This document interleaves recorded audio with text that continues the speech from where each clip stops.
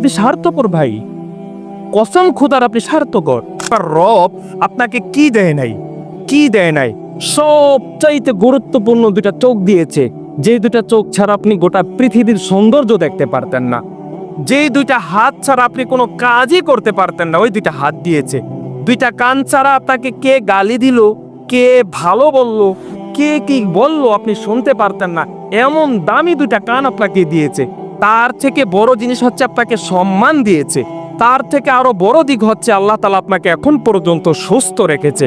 আপনাকে রব কম দিয়েছে? নাফরমানি আর কত করবেন? বহুত তো করলেন নাফরমানি।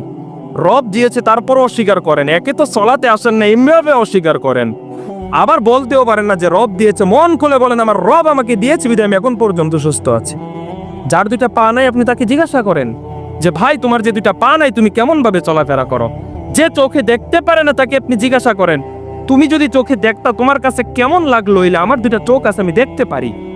যার কান আছে কানে শোনে না তাকে আপনি জিজ্ঞাসা করেন যে ভাই তোমার যে কান দুইটা থাকা সত্ত্বেও তুমি শোনো না, আমি শুনতে পাই।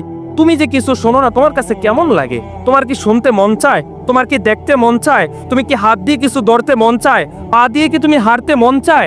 আমার মতো সুস্থ থাকতে কি তোমার মন চায়? তুমি তাকে জিজ্ঞাসা করো, জিজ্ঞাসা করে দেখেন আপনি ভাই। আপনার কাছে কি মনে হয় দুনিয়াটা এমন ফাইজলামি? নাফরমান আমরা। আমি আপনাকে প্রমাণ দিচ্ছি আমরা কেমন নাফরমান। মানুষ স্বার্থপর ভাই, স্বার্থপর মানুষ। কসম খোদার মানুষ স্বার্থপর। কেন বললেন হুজুর মানুষ কেন স্বার্থপর? আমি আপনাকে প্রমাণ দিচ্ছি মানুষ কেন স্বার্থপর। গোটা শরীরের মধ্যে 3 কোটি টাকার উপরে পালস আপনাকে রব দিয়েছে ফ্রিতে। আপনি যদি স্বার্থপর না হতেন তাহলে এই 3 কোটি টাকার বিনিময়ে আপনি রবকে কি দিয়েছেন? আপনি নিজেকে এখন পর্যন্ত স্বার্থপর কেন মেনে নিতে পারেন না?